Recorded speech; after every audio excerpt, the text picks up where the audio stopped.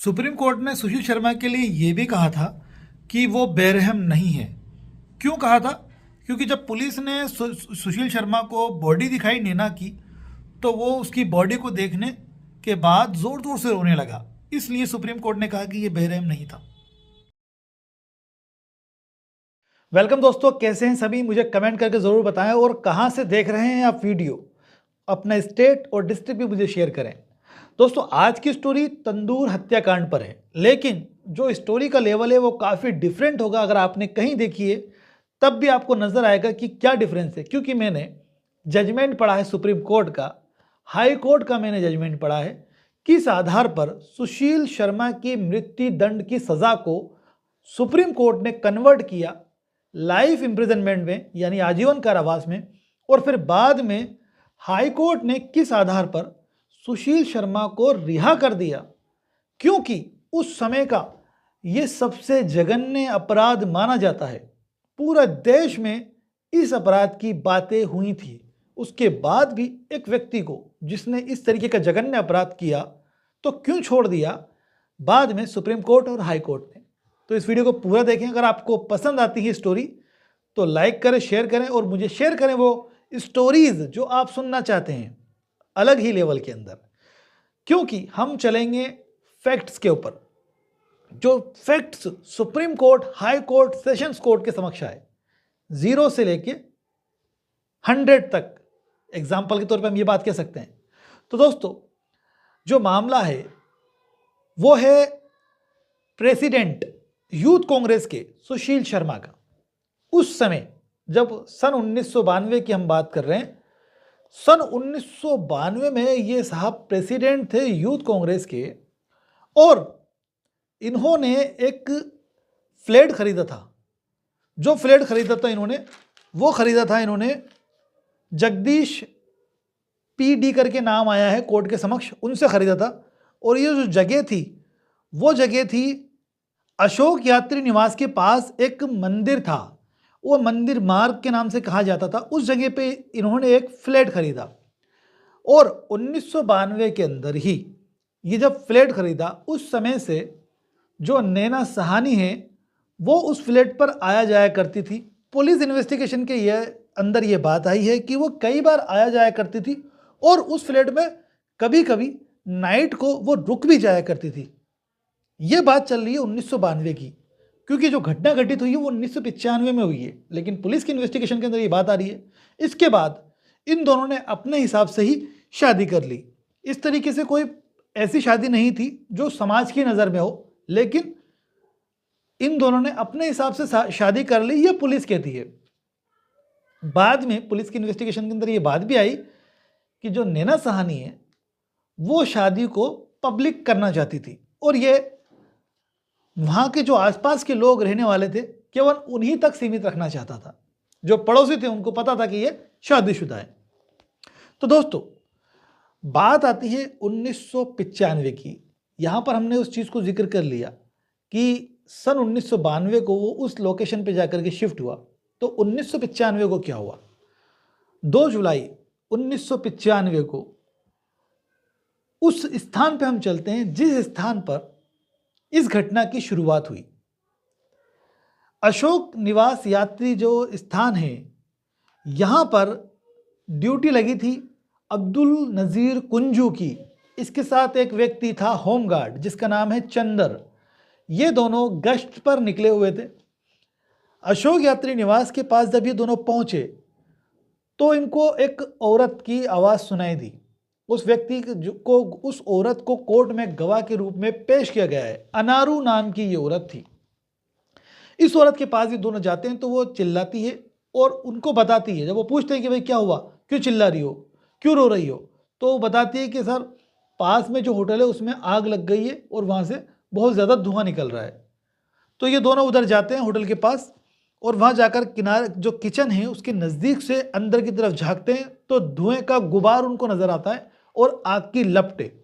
तो यहाँ पर अब्दुल नज़ीर बताता है अपने बयान में कोर्ट के कि मैं जो होमगार्ड था उसको मौके पे छोड़ के गया, यानी चंदर जो है वो वहाँ पर खड़ा हुआ है और मैं जाकर के, यानी कुंजू जो है वो बताता है कि मैंने जाकर के पुलिस को सूचना दी कि इस तरह से बारबेक्यू होटल के अंदर आग लग चुकी है। अब दोस्तों इसके बाद ये जो कुंजू है वो वापस से चंदर के पास आता है, आगे अपने बयान में बताता है कि वो चंदर को साथ में पीछे की साइड से गए वो होटल की बैक साइड में, और वहाँ जाकर वो अंदर चले गए होटल के। जब वो अंदर गए तो अपने बयान में बताता है कुंजू कि उसने देखा कि एक व्यक्ति जो कि इस प्रकरण के अंदर केशव है, वो व्यक्ति तंदूर के अंदर आग जला रहा है और आग की जो तेज़ाई है उसको बढ़ा रहा है, उसमें लट्ठे डाल रहा है लकड़ी के, साथ ही आग को तेज़ करने वाली जो जलाऊ लकड़ी होती है उसका भी इस्तेमाल कर रहा है। उसके बाद एक वो है, क्या कहते हैं उसका, बांस, उस बांस से वो उसको हिला रहा है जिससे आग तेज़ हो जाए और फैले। तब ये उसके पास जाता है कुंजू, चंदर दोनों जाते हैं और वहाँ जाकर के कुंजू पूछता है कि ये जो आप इस तरीके से आग जला रहे हो इससे तो पूरी होटल जल जाएगी। तो फिर वो पलट के जवाब देता है केशव। कुंजू ने कोर्ट को बताया कि केशव ने मुझे कहा कि वो पार्टी की, कि वो कांग्रेस पार्टी का मेंबर है और ये जो बैनर जला रहा है कांग्रेस पार्टी के बैनर जला रहा है, साथ ही कुछ रद्दी है वो भी जला रहा है। इसके बाद जो कि सूचना देकर के आ चुका था कुंजू पुलिस वालों को, तो वहाँ से गाड़ी आ रही है पुलिस की और यहाँ पे उनको कुछ शक हो रहा है क्योंकि स्मेल आ रही है डिफरेंट, एक गंध की, एक तीखी गंध की स्मेल वो आना बताता है। उसी क्षण उधर से एसआई राजेश गाड़ी के अंदर आता है और वो देखता है कि सुशील शर्मा मेन गेट पर कनात को लगाकर खड़ा हुआ है, यानी कनात से वो छुपाने की कोशिश कर रहा है, लेकिन धुआं इतना है, आग इतनी है, वो छुप नहीं सकती। तो गाड़ी आती है, सुशील शर्मा वहाँ से निकल जाता है क्योंकि उनको ये नहीं पता पुलिस वालों को कि यहाँ पे किसी की बॉडी है, तो वो जाहिर सी बात है उस पर इतना ध्यान नहीं दे रहे। इसके बाद जब पुलिस राजेश अंदर जाते हैं, एसआई साहब, सब इंस्पेक्टर, तो उनको भी वही गंध आती है। इसके बाद जब वो गंध को देखने की कोशिश करते हैं, उसके पास जाकर के कि ये गंध क्यों आ रही है, अंदर देखने की कोशिश करते हैं, तो उसको जब हटाया जाता है वहाँ से, जो लकड़ी के कट्टे हैं उनको, और आग को बुझाने की कोशिश की जाती है, तो देखता है, वो बताता है अपने बयानों के अंदर कि उसको एक आतड़ियाँ नज़र आई। तो इसके बाद उस जो तंदूर था उसको हमने बंद कर दिया, यानी उसकी आग को बुझाया, और बुझाने के बाद हमने देखा तो उसमें एक शरीर था और वो शरीर किसी महिला का था। उसके शरीर को बुरी तरह से जला दिया गया था और उसके शरीर के कुछ हड्डियां अलग हो गई थी। जूड़ा था, जूड़ा जो बांधती महिलाएं, उसके अंदर महिला के बाल थे।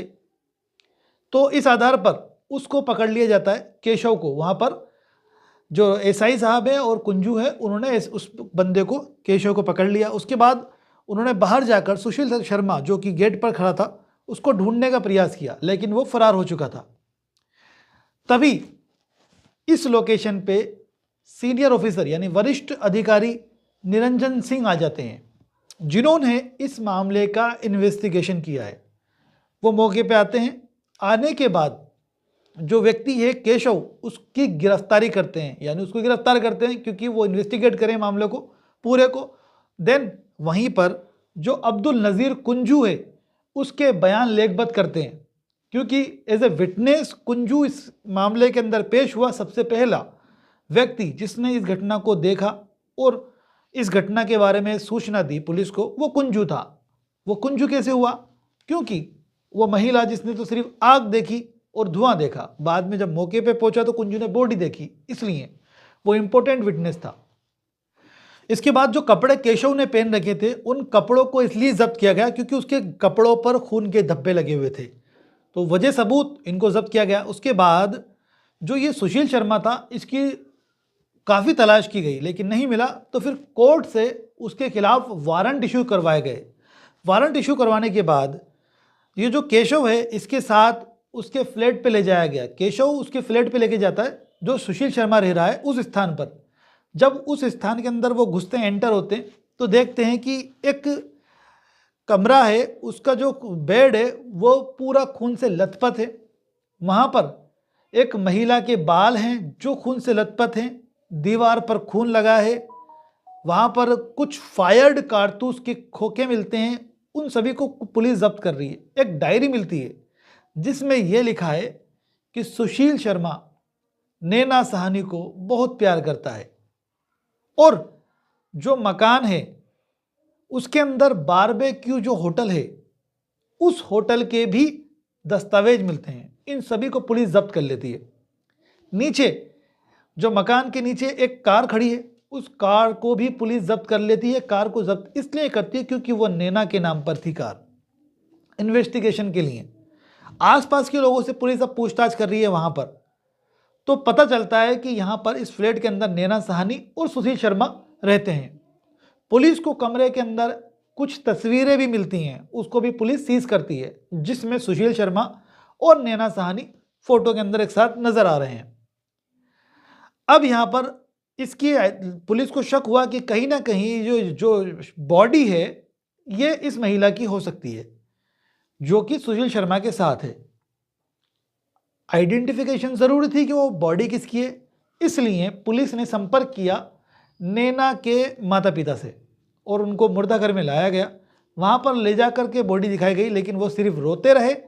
पुलिस इन्वेस्टिगेशन के अंदर ये बात आई कि उन्होंने इस बात की तायद नहीं की कि वो मृतक जो है, मृतका वो नैना ही है। और जो इसके परिवार वाले नैना के, उन्होंने इस मामले के अंदर गवाह बनने से भी इनकार कर दिया था। नैना की जो बहनोई हैं, वो सॉरी भाई हैं और जो भाभी है, उन्होंने गवाह बनने से इनकार कर दिया था। ऐसा पुलिस इन्वेस्टिगेशन के अंदर बात उजागर हुई। अब यहाँ पर जो सुशील शर्मा है उसको ढूंढना बड़ा मुश्किल हो चुका था, क्योंकि इन्वेस्टिगेशन के अंदर ये बात आई कि सुशील शर्मा पहले जब भागा दिल्ली से तो जयपुर गया, जयपुर से फिर वो गया बम्बई, बम्बई से फिर चला गया मद्रास, मद्रास में उसने एंटीसिपेटरी बेल के लिए भी अप्लाई किया। उसके बाद वो बेंगलोर चला गया, बेंगलोर के अंदर उसको पकड़ा गया, बेंगलोर पुलिस ने पकड़ा। फिर यहाँ से जाकर के दिल्ली पुलिस वहाँ से अपनी कस्टडी में उसको लिए। उसके बाद उससे पता किया कि वो कहाँ रह रहा था, उस जगह पे उसको लेके गया जिस जगह वो रह रहा था।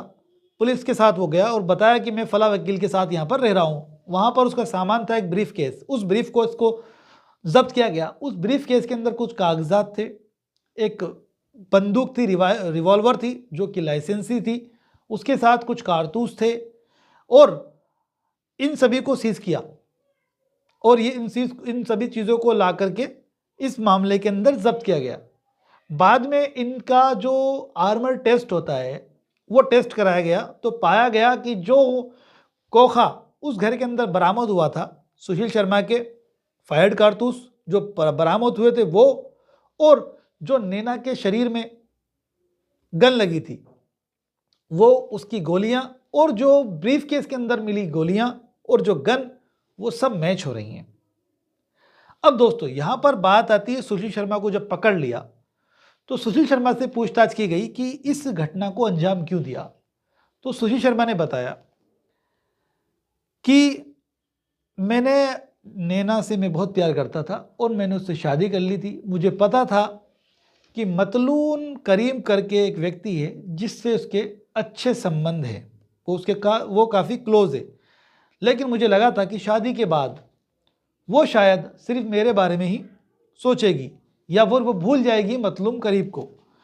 मतलून करीम जो व्यक्ति है ये बताया जाता है कि ये कांग्रेस का कार्यकर्ता था। पुलिस इन्वेस्टिगेशन के अंदर ये बात आई है, मैंने जजमेंट पढ़ा उसमें भी ये बात आई है। तो यहाँ पर पुलिस ने मतलून करीम को भी इन्वेस्टिगेशन में बुलाया था, आइडेंटिफिकेशन कराई थी कि भाई ये जो महिला है ये नैना साहनी है। उसने अंगूठी देख करके पहचाना था, उसको गवाह बनाया था, कोर्ट में उसने बयान भी दिए थे। तो यहाँ पर जो व्यक्ति है सुशील शर्मा, वो बोलता है कि मतलून करीम पर मुझे शक था। और घटना वाले दिन जब सुशील शर्मा घर पहुंचा तो उसने देखा कि जो नैना है वो फ़ोन पर किसी से बात कर रही थी, उसके आते ही उसने फ़ोन को रख दिया। जब उस सुशील ने पूछा कि आप किससे बात कर रही थी तो उसने बताया कि रॉन्ग नंबर था, और ये कहकर वो किचन में चली जाती है। देन जो सुशील शर्मा है वो उस नंबर को रीडायल करता है। रीडायल करने पर उसको पता चलता है कि सामने से मतलूब करीम बोल रहा है। इस बात को लेकर के जब वो उससे सवाल जवाब करने जाता है तो आपस में इन दोनों की बात बढ़ जाती है और गुस्से के अंदर वो अपनी पिस्तौल निकालता है लाइसेंसी और उसके ऊपर एक के बाद एक 3 फायर करता है। एक छत पे लगती है, एक गर्दन पे लगती है और एक सिर में लगती है। इसके बाद जो मैंने आपको बताई घटना कि वो बताता है कि मैंने जब उसको मार दिया उसके बाद मैंने उसको एक पॉलीथीन के अंदर, बड़ी पॉलीथीन के अंदर उसको रैप किया, पैक किया। उसके बाद उसको गाड़ी के ज़रिए मैंने कोशिश की कि मैं यमुना नदी में उसको फेंकूं, लेकिन वहाँ पे रोड चल रहा था, लोग आ जा रहे थे और मुझे वो पहचान सकते थे, इसलिए मैंने इरादा चेंज किया। यमुना नदी में ना फेंक करके मैं मेरी जो होटल थी बारबेक्यू, मैं वहाँ गया और वहाँ पर जाने के बाद मैंने अपने मैनेजर केशव से कहा कि जितने भी लोग अभी हैं होटल के अंदर, इसके अलावा आप नए लोगों को एंट्री मत देना और इनको जल्द से जल्द सबको जाने को बोल देना। यहाँ पर वो यही करता है केशव, सबको जाने को बोल देता है, नई एंट्री नहीं लेता है, बोलता है कि सब खाना खत्म हो चुका है। इसके बाद वो बोलता है कि जितने भी वर्कर्स हैं उन सबको भी छुट्टी दे दे, जो वहाँ रहते थे उन तक को उसने उस दिन भेजने के लिए बोल दिया था। केशव ने सबको भेज दिया, सिर्फ केशव और यहाँ पर अब बचा है सुशील शर्मा। और फिर उसके बाद वो बताता है सुशील शर्मा केशव को कि मैंने केशव को बताया कि मैंने अपनी पत्नी का गुस्से में इस तरीके से हत्या कर दी है, अब उसको हमें ठिकाने लगाना है। वो किस तरह से ठिकाना लगाना है, तंदूर में हम उसको डाल देते हैं और उसको जला देते हैं।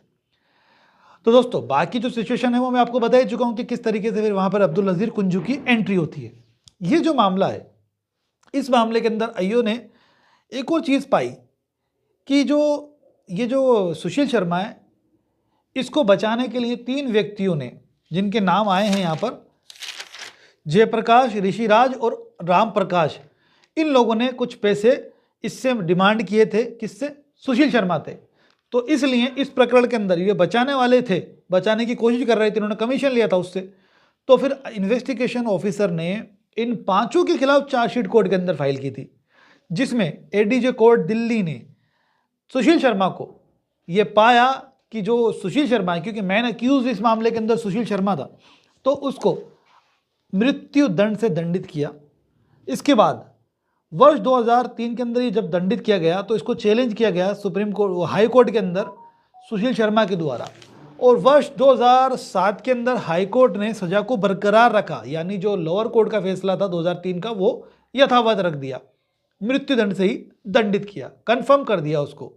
तो कंफर्म कर दिया, लेकिन उसके बाद जब सुप्रीम कोर्ट में उसने अपना आवेदन किया तो सुप्रीम कोर्ट के अंदर सुनवाई के बाद वर्ष 2013 के अंदर सुप्रीम कोर्ट ने जो उसका मृत्यु दंड था उसको कन्वर्ट करके आजीवन कारावास में दंड कन्वर्ट उसको परिवर्तित कर दिया।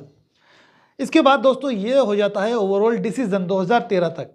अब समय गुजरता है, समय गुजरने के दौरान हमारे देश में एक वो बनी हुई है SRB कमेटी, जो समय से पूर्व रिहा कर सकती है किसी व्यक्ति को, डिपेंड करता है कुछ कंडीशंस पर। तो उस कंडीशन के अंदर इसका मामला आता था सुशील शर्मा का, ऐसा हाईकोर्ट ने माना वर्ष 2018 के अंदर। क्या कंडीशंस थी?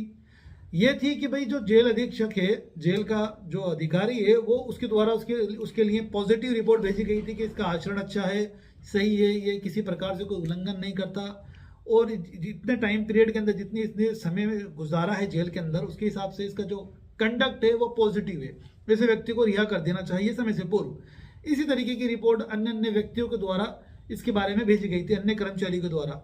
इसके अलावा प्रोबेशन ऑफिसर होता है, प्रोबेशन ऑफिसर ने भी पॉजिटिव रिपोर्ट सुशील शर्मा के बारे में भेजी थी। जब इस तरीके की रिपोर्ट जब SRB के पास आती है तो वो मीटिंग करते हैं, मीटिंग करने के बाद डिसीजन लेते हैं। जैसे कि 3 आदमी की मीटिंग हुई, उसमें से 2 ने कहा कि नहीं इनको हमें अंदर रखना चाहिए, एक ने कहा कि छोड़ देना चाहिए, लेकिन 2 का बहुमत है तो जाहिर सी बात है अंदर रहेगा। इस तरीके से फिर 5 का हुआ तो 3 ने ना कहा, 2 ने हाँ कहा। इस तरीके से फिर इसके बाद एक रिपोर्ट, सामाजिक रिपोर्ट मंगाई गई। सामाजिक रिपोर्ट के अंदर आसपास के लोगों का, पहले तो जेल के अंदर जाकर के लोगों से पूछताछ की गई, जो मुल्जिमान से, जो वहाँ पे कैदी है उनसे उसका आचरण पूछा गया, वहाँ पे कर्मचारी उन सबसे उसके बारे में रिपोर्ट ली गई कि भाई इसका कैसा है तौर तरीका, किस तरीके से रहा, कंडक्ट कैसा है, तो पॉजिटिव रहा वहाँ से सारा सब कुछ। देन उसके बाद वो पेरोल पर जब वो जाता था घर पर, पेरोल एक प्रक्रिया है जिसके तहत लोगों को रिहा किया जाता है टाइमली, कुछ दिन के लिए, फिर वापस आ जाते हैं वो। तो वह वहाँ के उसके क्षेत्र में जाकर के लोगों से ही पूछताछ की गई, तो वहाँ से ये पॉजिटिव रिजल्ट उसको मिला, पॉजिटिव रिपोर्ट आई तो वो जो सामाजिक रिपोर्ट है उसके तहत भी ये यही बात गई कि है ना, ये व्यक्ति जो है इसको रिहा किया जा सकता है समय से पूर्व। अब जो पॉइंट्स थे, जो रिक्वायरमेंट थी, जो कंडीशन थी, वो सभी फुलफिल हो रही थी एसआरबी के सामने, लेकिन एसआरबी की जो टीम थी उन्होंने इसके बावजूद भी उसको रिलीज करने से मना कर दिया। देन इस जो जो आदेश एसआरबी ने किया, इसको चैलेंज किया गया हाई कोर्ट के अंदर। हाई कोर्ट के सामने जब ये सारी बातें आई कि भाई ऐसे प्रोबेशन ऑफिसर की रिपोर्ट है, सामाजिक रिपोर्ट है, इस तरीके के कर्मचारियों की रिपोर्ट है, जेल अधीक्षक की रिपोर्ट है, सारे कंटेंट जो है वो उसके फेवर में आ रहे हैं, उसके बावजूद भी उसको एसआरबी ने नहीं छोड़ा, तो टिप्पणी भी कर दी एसआरबी के ऊपर कि ये मनमाना तरीका अपनाया गया है, जबकि सारी रिक्वायरमेंट पूरी हो रही थी, तो उसके बावजूद भी ऐसे व्यक्ति को नहीं छोड़ा गया, तो उसे छोड़ना चाहिए था। तो वर्ष 2018 के अंदर हाई कोर्ट ने अपने ऑर्डर से सुशील शर्मा को रिलीज कर दिया। आज की तारीख में सुशील शर्मा बाहर है। ये बात भी आई थी इसमें कि वो अपने माता को, अपने पिता की सेवा करना चाहता है। तो दोस्तों, ये ओवरऑल स्टोरी है सुशील शर्मा के तंदूरी हत्याकांड की। आपको ये स्टोरी कैसे लगी मुझे कमेंट करके ज़रूर बताएं, और अगर आप कोई अन्य स्टोरी सुनना चाहते हैं तो मुझे ज़रूर बताएं कि कौन सी सुनना चाहते हैं। लाइक ज़रूर कर देना, दोस्तों वीडियो को शेयर भी करना। Thank you.